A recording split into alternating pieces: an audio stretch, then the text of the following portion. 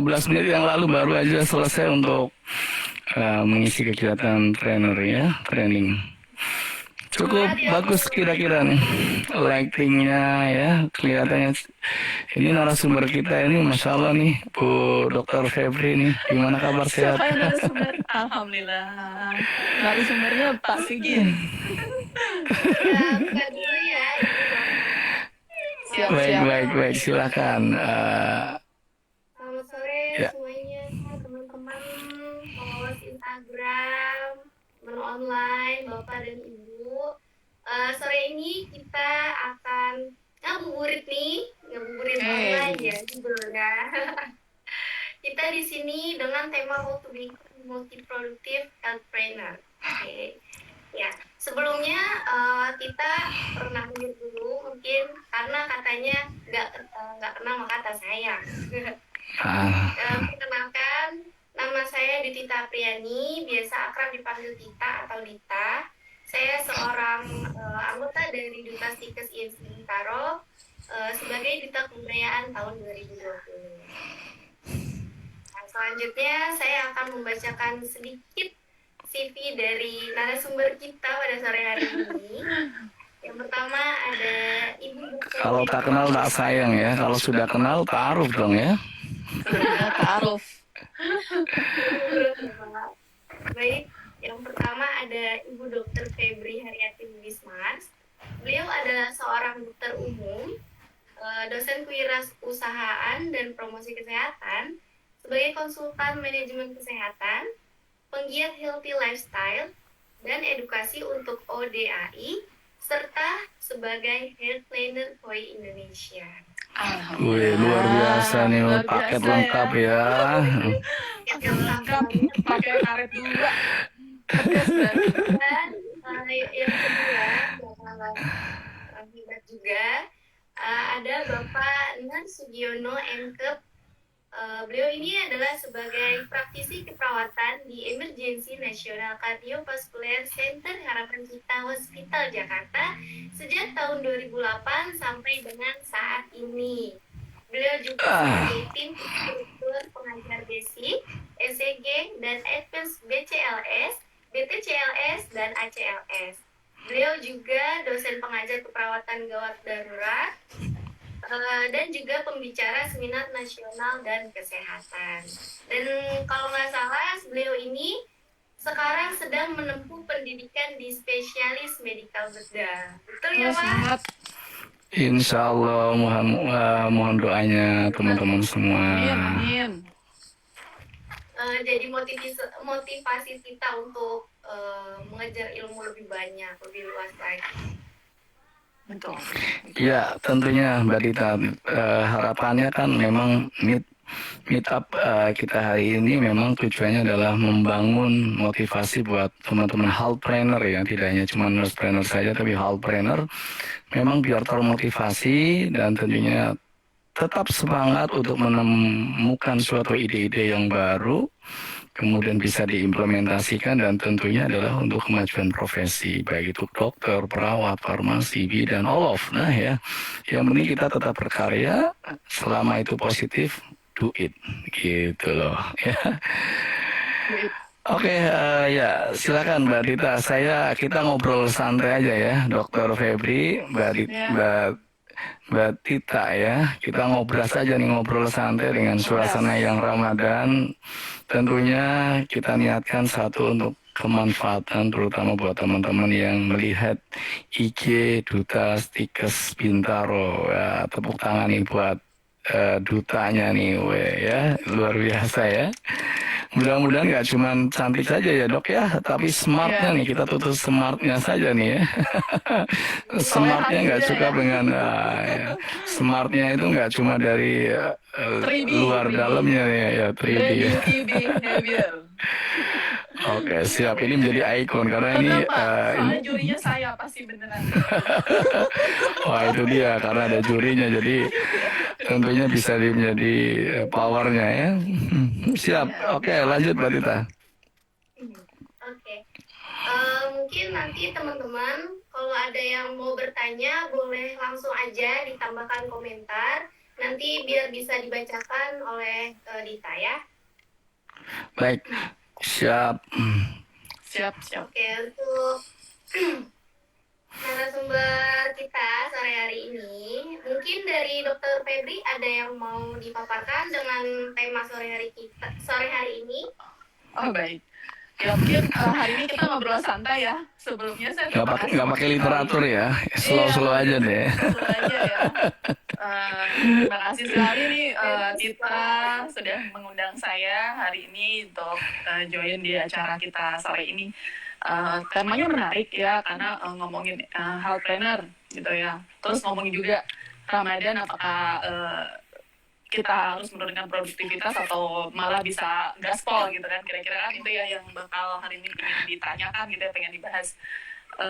Terima kasih juga Pak Sugi, kita udah bareng-bareng di sini. Mudah-mudahan sore ini banyak first time ya, first time nih, kolab first time nih. Siap. Iya. Ini ngomong-ngomong perlu disampaikan juga nih Dok ya, jangan sampai netizen nanti para netizen kemudian kenapa nih nggak pakai prokes ya? Nah, ya tentunya teman-teman. Nah, iya, di rumah masing-masing kita nggak perlu pakai masker dan saya juga sendiri di rumah ya dalam kondisi suasana santai nih ya supaya nggak gagal fokus nih ya. Gagal fokus atau gagal paham nih ya. Gagal fokus ya. Iya, kalau tetap gunakan prokes dimanapun kita berada ya. Tapi kalau kami hari ini memang karena sedang berada di rumah masing-masing, jadi siap. Oke, ya. Karena mungkin paling sering pakai masker ini Pak Sugi karena beliau itu adalah garda terdepan ya Pak. Alhamdulillah luar biasa. Siap, semangat nih, luar biasa ya. Tantangannya semakin hari semakin penuh perjuangan dalam melawan COVID-19 terutama ya. Iya, mudah-mudahan di belakang bukan hazmat ya Pak yang kelihatannya. Saya duduk di kursi nyaman nih Bu ya, ini kursi untuk klien saya kalau hipnoterapi, inilah kursi kenyamanan yang dan ya ikut enjoy aja lah ya. Jadi kita makanya suasananya suasana ngobrol santai aja sambil duduk ya, cari tema-tema yang menarik gitu kan. Iya. Kopinya aja belum ada ya karena nunggu puasa. Tunggu 1,5 jam lagi ya. Iya. Nah ini mungkin ada dari Tita, mungkin saya ingin sharing sedikit dengan tema hari ini. Mungkin banyaknya nanti Pak Sugi ya, saya sedikit aja. Jadi karena tema ini health planner, mungkin kan teman-teman di sini mungkinnya yang join lihat dari akunnya saya atau akunnya Pak Sugi atau akunnya Duta Stikers IMC gitu ya. Mungkin nanya health planner itu apa, mungkin pertanyaan pertama gitu ya. Sebenarnya health planner ini berasal dari health dan entrepreneur gitu ya. Kalau entrepreneur pasti udah tahu lah ya, mungkin refresh entrepreneur itu adalah sebenarnya adalah sikap di mana seseorang itu mempunyai willingness atau keinginan untuk melihat peluang-peluang yang di depan dia dengan resource yang dia punya, dengan sumber daya yang dia punya gitu ya, dengan relasi yang dia punya, tetapi dapat meningkatkan suatu bermanfaatan kalau kata Pak Sugi tadi ya, dalam bidang apapun gitu, baik itu bentuk material ataupun imaterial atau tangible atau intangible gitu. Jadi nggak melulu dapatnya itu adalah materi, tapi bisa juga bersifat immaterial atau intangible. Nah, seperti itu. Tetapi yang pasti orang tersebut tuh sikapnya itu memang mempunyai sikap di mana peluang ini dapat meningkatkan nilai tambah gitu. Jadi nilai tambah, makanya health planner itu nilai tambah. Tapi pasti pertanyaannya paling sering kita tanya itu, tapi kan kita bekerja gitu ya, bekerja di sebuah perusahaan kah, atau di sebuah rumah sakit, atau di sebuah klinik, atau apotik atau praktek mandiri, bekerja dalam artian bekerja di profesinya. Karena health planner itu berarti adalah tenaga kesehatan, health worker, entah dokter, perawat, mungkin fisioterapi, apalagi biasanya nutrisionis atau apa yang belum disebut ya ibu bidan gitu ya, itu semua health planner ya, bisa jadi seorang health planner. Mungkin kembali lagi. Tapi health planner ini sebenarnya bisa berjalan bareng-bareng nggak? Nanti itu tanya Pak Sugi ya, karena beliau langsung tuh menjalankan hal ini gitu. Tapi yang memang menarik di kita cermati adalah mungkin dulu itu misalnya ini ada rentetan rantai gitu ya, rantai mulai keluarnya suatu produk sampai ke customer itu kan bisa panjang gitu ya, karena kalau dulu itu misalnya ada pabrik, kemudian nanti pabrik lalu ada distribusi, lalu ke toko grosir, lalu kemudian ke reseller, kemudian sampai ke orangnya, gitu ya, panjang. Nah, tetapi makin kesini yang namanya produk atau barang itu atau jasa itu bisa dipendekkan rutenya, siklusnya, gitu ya. Jadi bisa langsung dari pabriknya ke pengguna. Nah, ini sebenarnya membuat tadi yang jadi judul yang menarik adalah multiproduktif gitu. Berarti apa? Eh, Seseorang yang memproduce gitu ya atau melakukan produksi gitu ya baik barang atau jasa bisa jadi tidak mesti ada di satu linearitas ini aja gitu.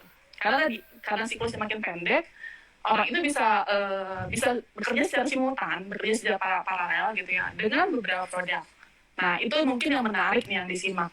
Jadi multiproduktif itu dalam artian kalau pengen bisnis bisa multiproduktif, atau kalau pengen jadi social planner tuh contohnya orang-orang yang dia tidak mencari nilai tambah dalam bentuk uang, tetapi dia memberikan manfaat untuk orang banyak. Itu banyak sekali social planner.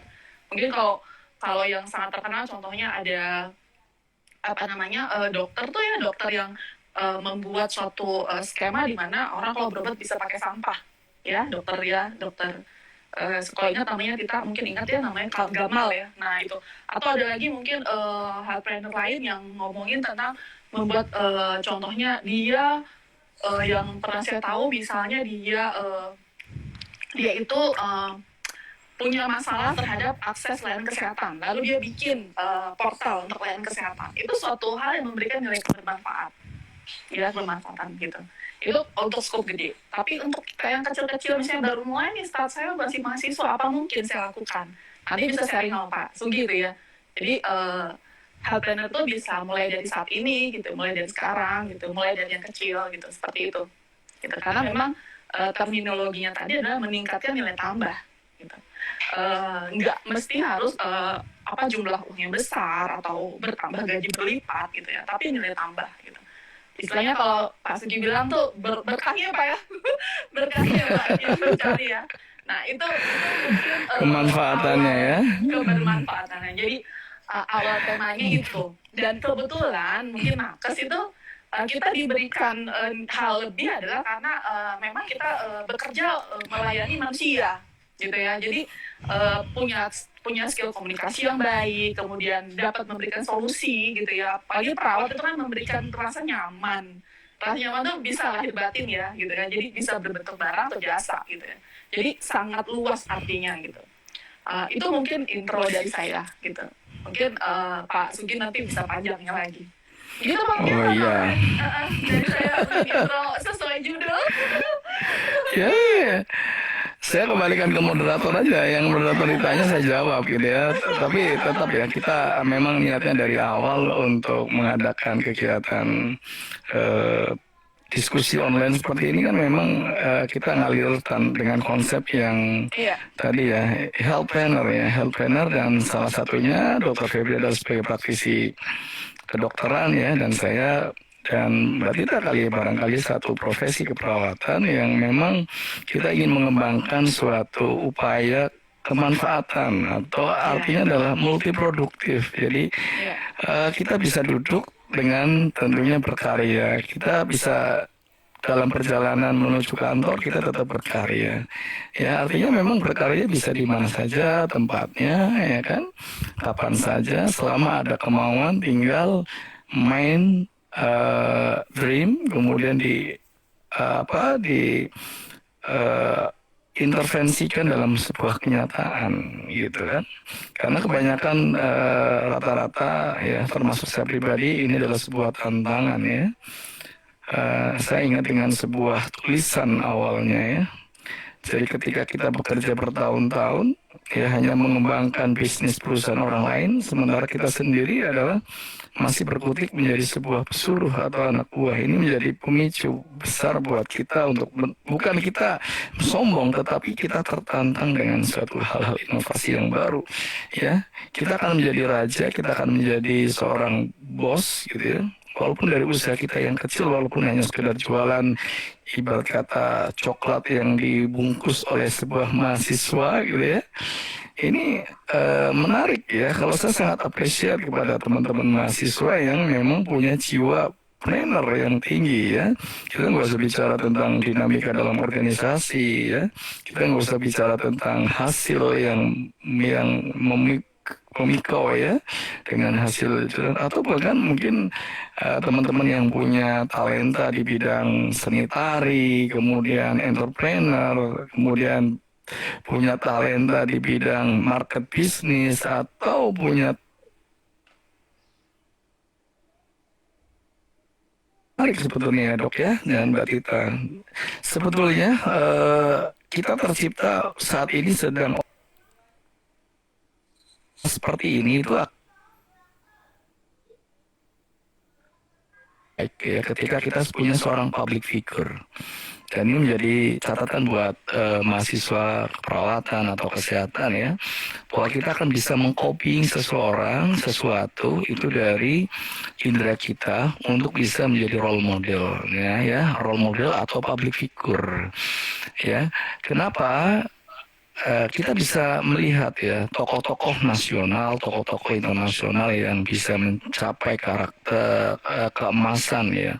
Ya kita ingat ya seorang pengusaha sukses, contohnya siapa tuh yang McDonald's gitu loh misalkan ya, atau KFC atau siapa lah ya, yang saya beberapa cerita melihat bahwa kesuksesan mereka itu didapatkan bukan di usia muda ya, di usia pertengahan bahkan usia lanjut yang sudah berkali-kali untuk mencapai suatu Gagal, ya? usaha, kegagalan, kemudian ganti produk lagi, ganti menu, resep lagi, kemudian cari lagi, berusaha untuk, dan akhirnya bisa diterima oleh masyarakat ya, yang sampai saat ini.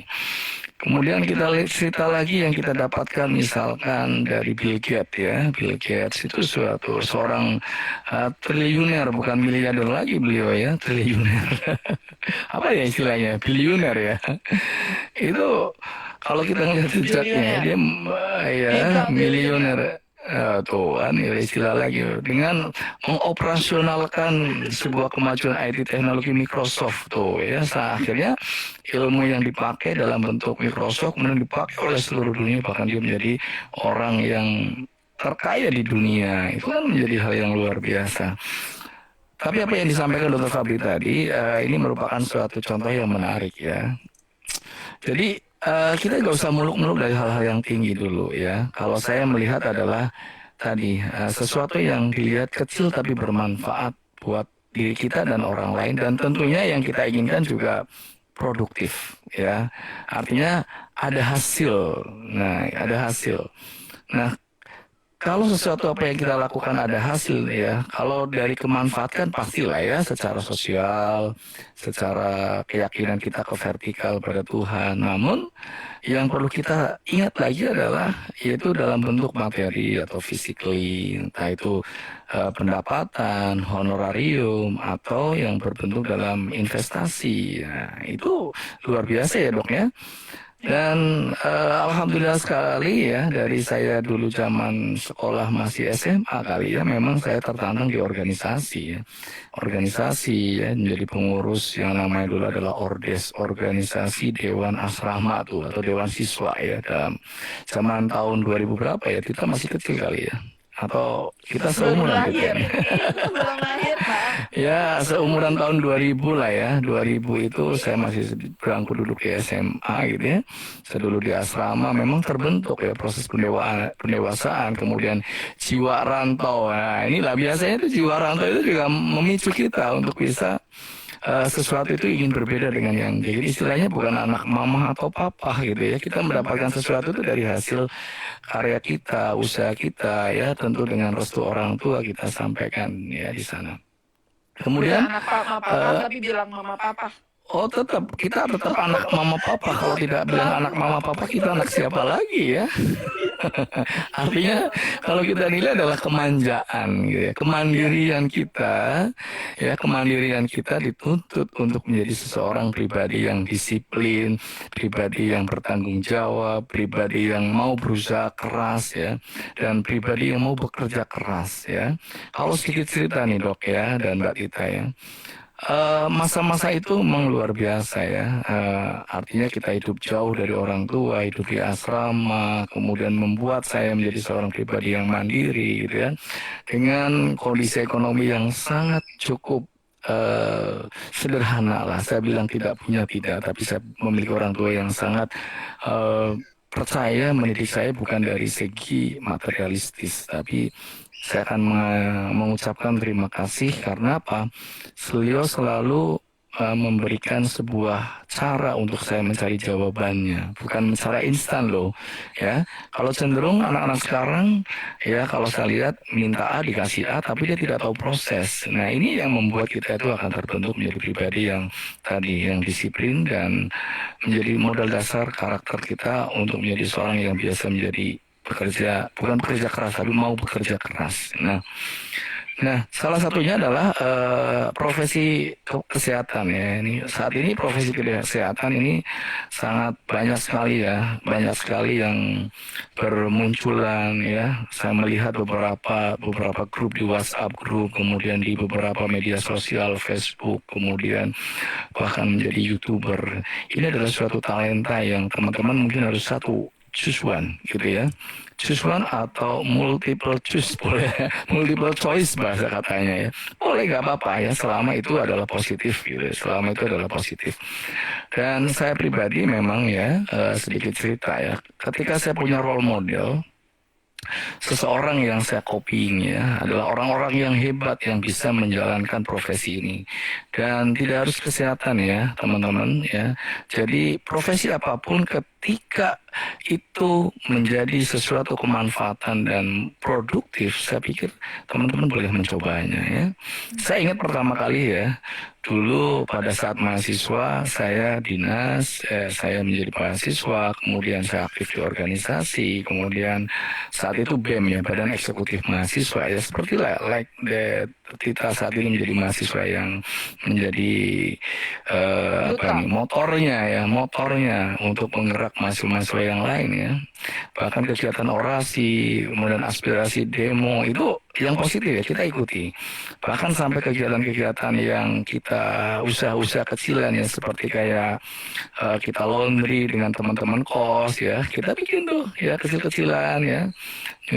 Bayangin aja pagi kuliah gitu ya, ada bisnis laundry kita ambil tag. Walaupun ya sekedar antar jemput aja.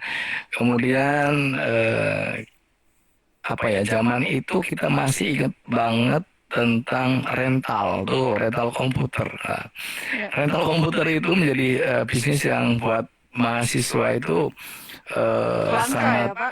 iya, mungkin zamannya Dr. Febri Koas atau kedokteran itu mungkin sangat proyeknya sangat menarik sekali ya, karena dulu belum ada orang punya laptop masing-masing atau netbook. Nah, kita manfaatkan. Nah, kebetulan saya pribadi ada sedikit ya sisa dana yang dapat dari kampus, yaitu beasiswa ya, beasiswa yang ya nggak terlalu besar nominalnya, saat itu kurang lebih 1,5 juta. Saya belikan PC dan printer dan saya kongsian dengan teman, akhirnya Host gitu ya. Dan kakak-kakak kelas yang lagi sekolah PPDS biasanya kan banyak abstrak gitu yang harus dia translate banyak, dia nggak sempet. Nah itu saya terima jasa translate gitu. Jadi misalnya abstrak saya translate sendiri, karena kalau zaman dulu emang harus buka kamus ya. Jadi per lembar itu ada harganya. Gitu. Jadi itu saya tambah skillnya untuk berbahasa Inggris, terus dapat jajan. Nah itu apapun tuh sebenarnya bisa gitu. Jadi memang Betul. seperti kita juga udah mulai ya, setahu saya udah punya buket ya gitu. Itu Iya, juga pasti betul. berasal dari masalah-masalah orang di mana pengen bikin seremonial tapi bingung cari bunganya di mana. Udah kita Iya. aja yang memulai bisnisnya gitu. Jadi emang bisnis itu diawali dari jeli melihat masalah-masalah yang perlu diberikan solusi. Itu sebenarnya gitu. Jadi hari ini tapi mungkin masalah waktu saya koas itu pasti berbeda dengan masalah sekarang gitu. Jadi kalau sekarang itu kan masalahnya new normal, new era, kita dengan keterbatasan pandemi itu banyak sekali peluang yang bisa kita ulik gitu ya, seperti itu. Jadi mungkin kalau sekarang yang lagi lagi booming mungkin makanan sehat atau bagaimana menjaga kesehatan atau bagaimana mempermudah pembelian barang gitu ya, itu sangat sangat sangat diperlukan saat ini. Oh, Pak Suginya belum belum datang ya, mudah-mudahan bisa join nih. Udah diundang cuman Iya. belum bisa bergabung kayaknya. Iya, connecting kayaknya ya sinyalnya ya. Tetapi ada satu hal mungkin yang saya ingatkan gitu ya pada kita semua di sini. Kita sebagai contohnya sebagai role model health planner gitu kan. Anda itu kan adalah contoh di masyarakat, di lingkungan terkecil lah, keluarga atau teman dekat gitu ya, atau inner circle atau rekan terdekat dari kamu gitu. Tetapi kita harus ingatkan, apalagi kalau sekarang ini kan zaman sosial media, semuanya bisa dengan cepat nyampe ke semua orang gitu ya. Jadi memang kita harus menjaga etika, kembali lagi ke etika, karena Anda semua itu adalah sosok tenaga kesehatan yang punya etika bagaimana kita bersikap. Nah itu memang kita harus berhati-hati. Misalnya kita mau jual produk yang kita jual itu layak nggak jadikan contoh sebagai produk yang memang baik untuk promote kesehatan gitu. Jangan misalnya contohnya jual rokok, itu kan sangat kontradiktif ya dengan profesi kita sebagai tenaga kesehatan gitu. Jadi selama yang kita produce itu baik barang atau jasa memberikan manfaat yang Cost and benefitnya kita belum menghasilkan, mungkin karena mungkin nih kayak Dr. Febri nih punya TikTok ya, barangkali punya target orientasinya di tahun 2021 akhir itu sudah mencapai berapa follower dan menghasilkan, atau Instagram yang menghasilkan, atau YouTube yang menghasilkan gitu ya, nggak masalah ya. Tapi paling tidak ya kita bisa ganti tujuan-tujuan kita dengan hal-hal yang lain. Artinya bisa dokumentasi pribadi, suatu kelak anak cucu kita bisa melihat postingan kita yang positif gitu ya. Kemudian market sell kita bisa dilihat oleh orang lain tanpa kita memasarkan, atau kan kalau masih konvensional gitu ya, orang mau jualan itu kan harus ayo dong beli dong produk saya dong, itu udah nggak kayak gitu lagi ya. Digital marketing itu semakin banyak teman, semakin banyak grup, mereka akan semakin melihat, kita viralkan saja. Tetapi ingat, hati-hati, kita tetap punya etika, kita punya batasan, kita punya komitmen, tujuan. Karena apa? Ketika kita terlalu eksis di dalam media sosial yang tidak berhubungan dengan konten, maka biasanya follower itu sendiri tidak akan bisa menikmati ya, bahkan akan meninggalkan gitu. Makanya saya pribadi punya channel YouTube ya, teman-teman IG kalau mau ya, yaitu Sugiono Official. Itu di situ memang kontennya masih gado-gado ya, ada hipnoterapi, hipnotis, ada dokumentasi pribadi, ada materi pembelajaran, tetapi oke lah. Tapi saya sampai saat ini masih menerima respon positif, komen-komen yang positif. Salah satunya adalah klien-klien yang membutuhkan terapi-terapi, dan alhamdulillah kita bisa memperluas silaturahmi kita. Gitu ya Mbak Tita, tetap semangat ya, try and pokoknya coba-coba terus lah ya, jangan sampai, pokoknya semakin tinggi pohonnya semakin besar tantangannya. Hari ini Anda menjual semacam hal-hal yang kecil, besok sudah punya orang lain nih, hari ini Anda coba punya sendiri gitu ya. Oke gitu ya Mbak Tita.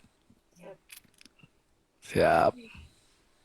Teman-teman belum ada yang mau nanya nih. Ya nggak apa-apa, nggak. Nanti kan ada inboxnya Mbak. Kalau saya mau nanya boleh ya Pak? Kayaknya ini ada teman kita juga, ada Priscilia Widya nih. Oh ini dari Klaten ini, join with ini juga seorang nurse sejati, nurse pejuang nih, nurse planner juga nih. Beliau di Rumah Sakit Medistra yang saat ini punya bisnis banyak sekali beliau. Ya mungkin menariknya seperti ini, kalau fenomena yang ada gitu ya, ketika misalnya nurse gitu, tapi jual makanan. Pasti kalau misalnya seorang nurse jual makanan, minimal ya, higienitas dia ngerti, sanitasi baik dia ngerti. Yang membeli itu lebih percaya diri, saya belinya dari nurse, pasti itu makanannya bersih. Nah itu sudah nilai plus tuh, gitu. Itu sudah nilai plus yang mungkin tidak didapatkan oleh orang lain gitu. Contohnya misalnya saya ada produk jamu ya, jamu sehat ya, itu sama teman saya ya. Nah dia juga tenaga kesehatan gitu. Jadi ketika jual tuh yakin banget sama jamu yang dibuat, karena yang buat itu adalah tenaga kesehatan gitu. Nggak mungkin dong pakai produk-produk yang isinya itu tidak baik untuk tubuh gitu ya, atau dikasih zat-zat tambahan. Nah itu nilai plus ya gitu. Jadi nurse planner itu nggak melulu harus contohnya wah harus home care atau apa. Mulai dari kecil-kecil pun sudah bisa memberikan kebermanfaatan. Apalagi kalau produk itu ditambahkan value added untuk peningkatan promosi kesehatan, untuk peningkatan kualitas kesehatan. Nah itu jadi lebih dapat lagi gitu ya. Misalnya gorengan saya ini begini loh gitu, ada bedanya loh, karena gorengan saya itu dibuat dari apa gitu ya, yang lebih baik dari gorengan lain. Nah itu contohnya gitu. Bisa jadi inspirasi kayak gitu. Ya Mbak Sugi ya.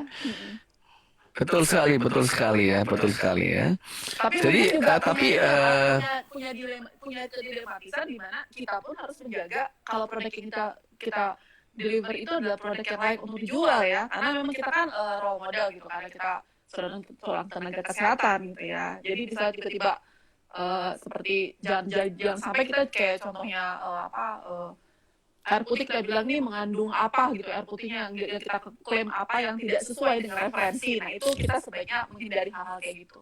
Kalau kita mau jual produk yang memang punya referensi itu oke gitu, ada referensi yang kita tahu, oh ini nggak layak kita jual karena ada referensinya gitu kan, karena kita seorang tenaga kesehatan gitu sih. Gimana Pak tadi ya, ya. kalau saya betul ya apa yang disampaikan sama Dokter Febri ya. Dimulai dari yang kecil ya.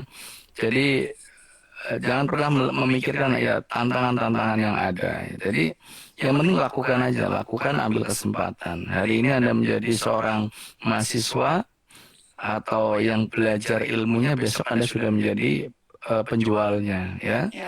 Atau Anda hari ini mahasiswa, besok Anda menjadi pematerinya. Itu termasuk bagian dari saya itu ya. Saya hari ini banyak belajar ke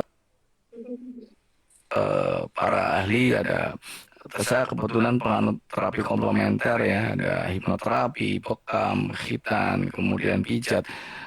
Itu semua berbasis pada sebuah metode pelatihan.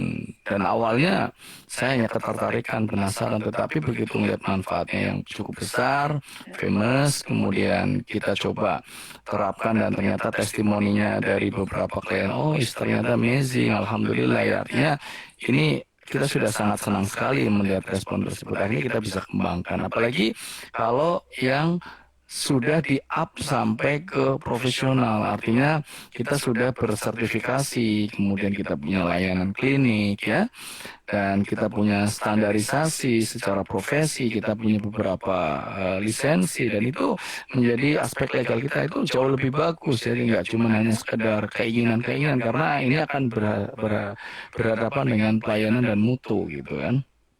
Nah, tetapi kalau saya melihat dari sisi ilmu alam bawah sadar ya, tentunya tidak hanya cukup nih teman-teman semua ya. Jangan pernah cukup katakan memulai hanya itu saja, kecil-kecil saja. Tapi berpikirlah yang besar.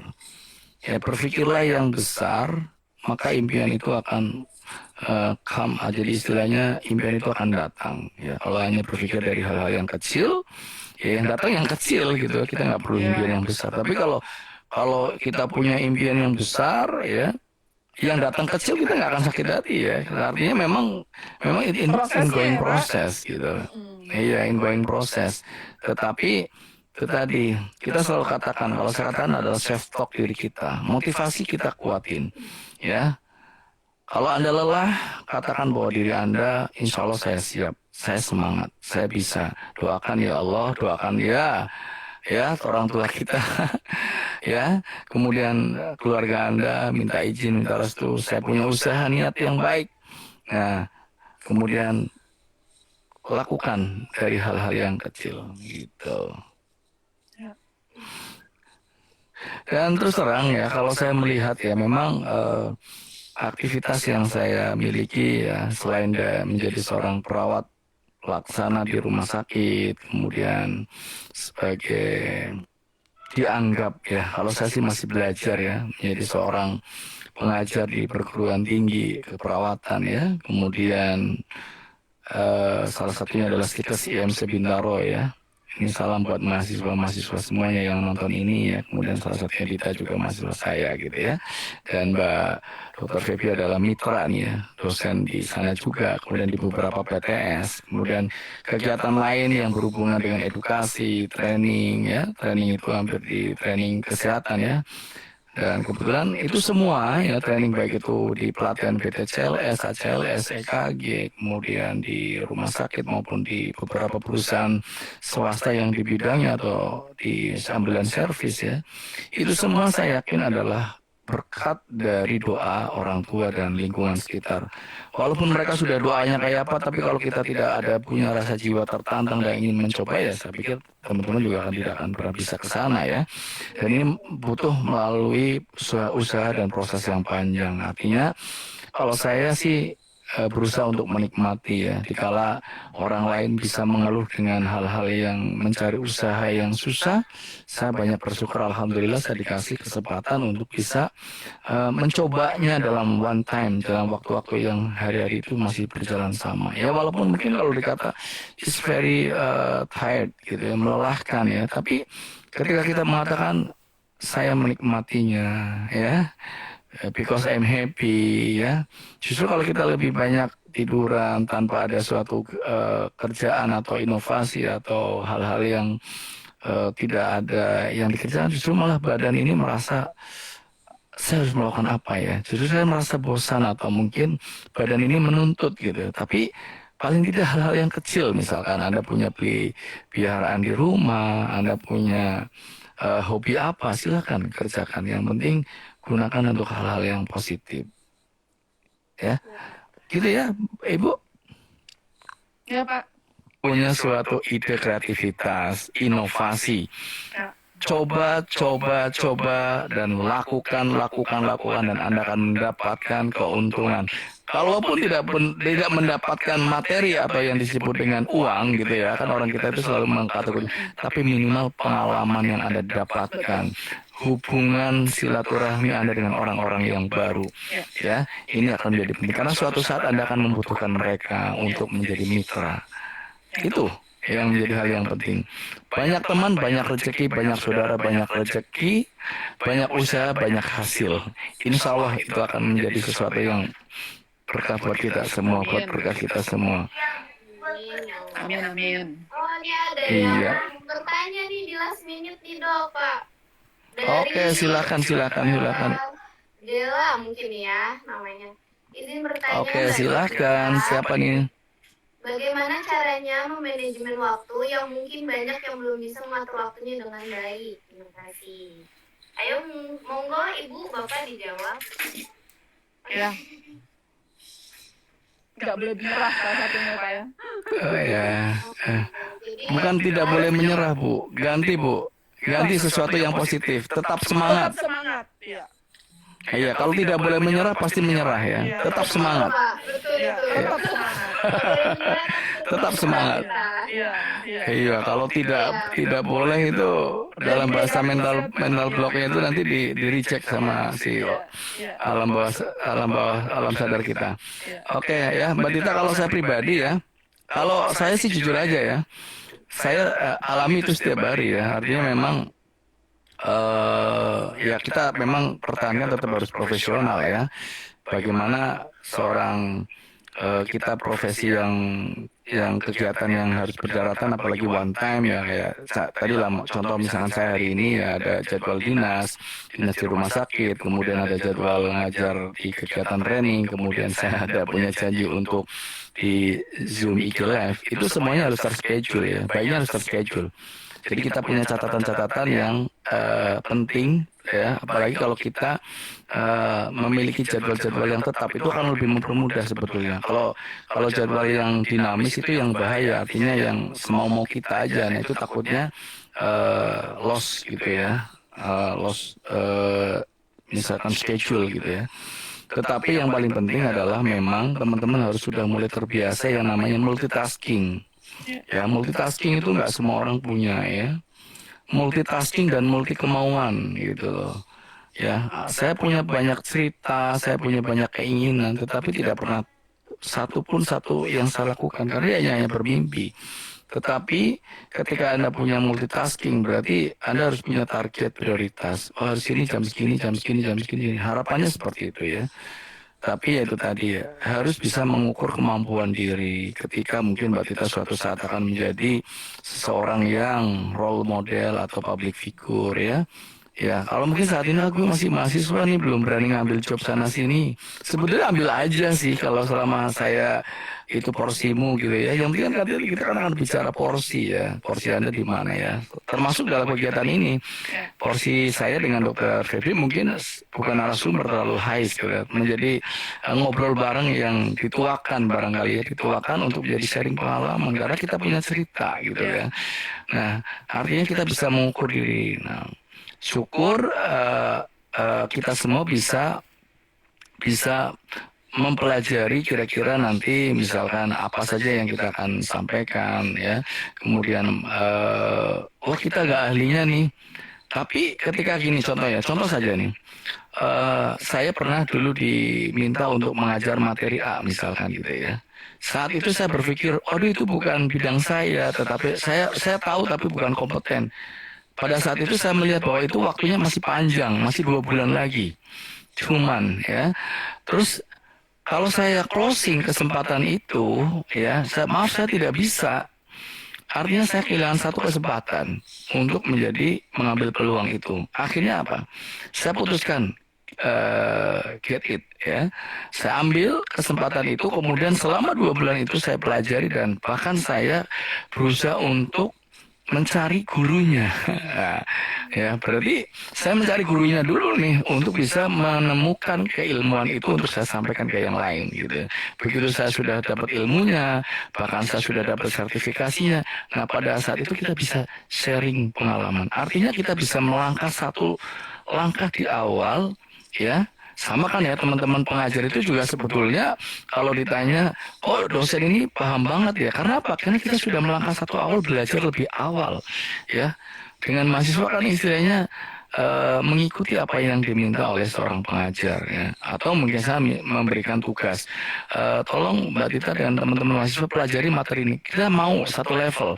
Anda belajar, saya belajar, nanti kita sharing. Nah itu jauh lebih baik untuk di era pembelajaran sekarang. Jadi sistemnya adalah mahasiswa yang belajar lebih aktif dibandingkan dengan gurunya gitu ya. Saya rasa itu ya Mbak Tita. Ya, Pak. Oke. Semoga jawabannya bisa diterima ya Mbak Dela ya.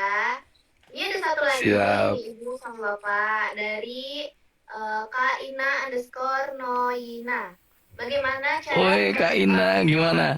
Ini sahabat luar biasa ini artisnya ini artis ini. Ya silakan Mbak Ina, Bu Ina, mangga. Motivasi diri, mengusir rasa malas, dan mengatasi demotivasi. Gimana nih Pak? Oh ya, alhamdulillah. Halo, selamat sore Mbak Ina. Beliau ini teman seperjuangan saat ini sedang menjadi mahasiswa Magister Keperawatan di Fakultas Keperawatan Universitas Indonesia nih. Baik ya Mbak Ina, ini saya juga banyak belajar dengan beliau juga ya. Rasa malas ya, rasa berat itu pasti ada lah. Setiap orang pasti memiliki itu ya, termasuk saya pun sama Dokter Febri pun sama kali ya. Tetapi ya itu tadi, kalau kita kasih lengah, pasti itu akan menjadi adiktif ya. Kita kasih kendor dikit, kita kasih menjadi adiktif. Kalau menurut saya ya, ada waktunya lazy time. Tetapi lazy time itu kita terukur. Ya, kita harus punya alarm tubuh yang dimana kita harus bangkit gitu ya. Karena apa? Dengan semakin kita menschedule-kan, kemudian kita memprioritaskan, kita kemudian memikirkan dampaknya, kita akan selalu tetap semangat gitu ya.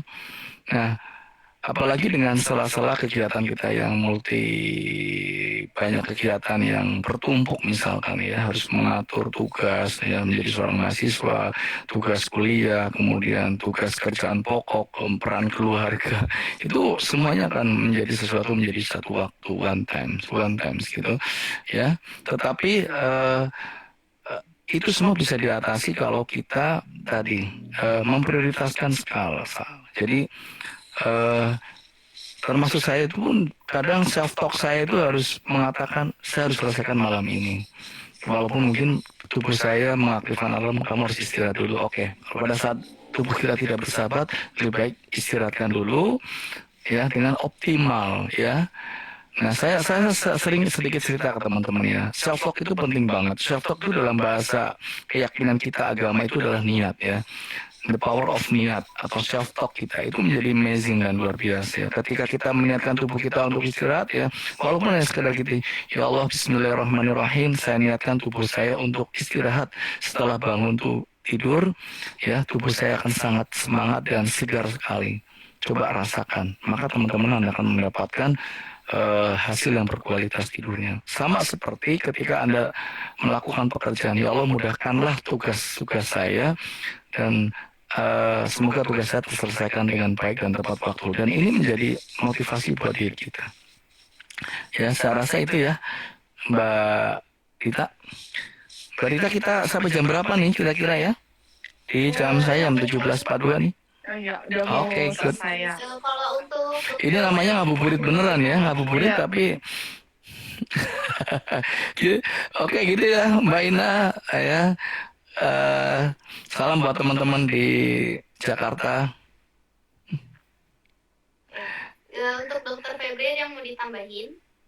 Ya mungkin untuk menjawab pertanyaan Mbak Ina tadi sudah cukup ya, memang kembali lagi ke niat gitu, dan semua orang itu punya tantangan masing-masing ya. Jadi sebenarnya dan tubuh dan pikiran kita juga menjadi kendaraan kita untuk meniatkan apa yang tujuan kita, kembali ke tujuan kita. Jadi boleh capek tapi tidak apa, tapi jalan terus gitu. Jadi capek boleh, memang waktunya istirahat, tapi kembali lagi ke goals awal kita pingin apa, dan kita tetap konsisten menuju ke sana gitu. Mungkin kalau kayak ibu yang sedang melanjutkan magister, ingatlah nanti magister tadi ya, lagi sekolah magister ya Ibu Ina, ingatlah nanti akan indah pada waktunya, dan kalau udah selesai nanti tinggal ingat yang seru-serunya aja gitu, capeknya hilang gitu. Jadi ingat nanti ke tujuan. Itu sih mungkin tambahannya. Ya, gimana Mbak Ina, semoga jawaban dari narasumber sore hari ini bisa diterima dan bisa bermanfaat untuk kita semua. Oke, mungkin udah mau last minute kita waktunya berbuka puasa. Iya. Mungkin hari ini cukup sampai segini aja kali ya Dok dan Bapak. Iya. Mungkin kalau saya tambahin sedikit ya, Mbak Ita, mungkin dari saya tuh terima kasih ya kalau Duta Psikesiansi sudah membuat acara-acara seperti ini, dan saya harapkan memang ini dapat memotivasi kita semua gitu ya, khususnya mahasiswa gitu, karena memang tantangan saat ini adalah mager tadi ya. Jadi mager itu mager in the air gitu ya, mager itu ada di mana-mana saat ini. Jadi diniatkan tadi untuk meningkatkan nilai lebih ke diri sendiri supaya kuliah online atau PJJ dan lain-lain yang saat ini masih berlangsung dapat meningkatkan nilai tambah. Itu yang mungkin saya ingatkan, dan mudah-mudahan kedepannya Duta Psikesiansi Bintaro dapat membuat acara-acara menarik seperti ini lagi ya Pak Sugi ya, dan kita diundang lagi. Ditunggu untuk sesi part 2-nya. Iya, dan mungkin kalau saya pribadi, terima kasih yang udah join hari ini. Mungkin saya Dr. Febri di Instagram saya mungkin boleh di follow. Kalau saya sendiri di Instagram saya dedicatedkan itu juga untuk pengalaman-pengalaman bagaimana meningkatkan kualitas kesehatan kita kembali lagi ke on the track gitu ya, karena saya memang sempat sakit dan saya ingin kembali ke on the track. Jadi boleh follow Instagram saya, karena saya biasanya mengundang beberapa narasumber yang sehubungan dengan mungkin boleh di follow gitu ya. Nanti di situ saya seorang penyintas autoimun, mungkin bisa banyak cerita di sana, bisa menjadi inspirasi, lalu bisa menjadi sharing juga gitu ya. Pak Sugi aja nih yang belum saya undang, nanti kapan-kapan ya Pak Sugi ya. Insya Allah, mudah-mudahan. Iya. Terima kasih untuk Dr. Febri dan Bapak Sugiono udah mau join bareng Duta Psikesiansi Bintaro untuk berbagi ilmunya, dan seru banget ngabuburit kali ini sampai kita udah mau buka puasa juga. Tetap semangat buat teman-teman. Mungkin cukup segini dulu kali Bu, Pak. Ya, terima kasih. Oke, terima kasih. Nervous banget lah baru sama Mas Ugin sama Dr. Putri. Oh iya, ongoing Ingat proses kata ya. Mas Sugi tadi harus sering dekat dengan orang yang memberikan aura positif gitu. Iya Pak ya? Iya, siap. Iya. Oke, ditutupi selamat berbuka puasa untuk dokter dan Bapak juga. Dan Terima teman-teman juga. kasih. Sampai ketemu di live streaming Instagram lainnya. Assalamualaikum warahmatullahi wabarakatuh. Waalaikumsalam Oke, assalamualaikum warahmatullahi wabarakatuh. Terima kasih, Dok. Siap. Salam sehat Sehat-sehat selalu. ya, Pak, Bu. Iya, assalamualaikum.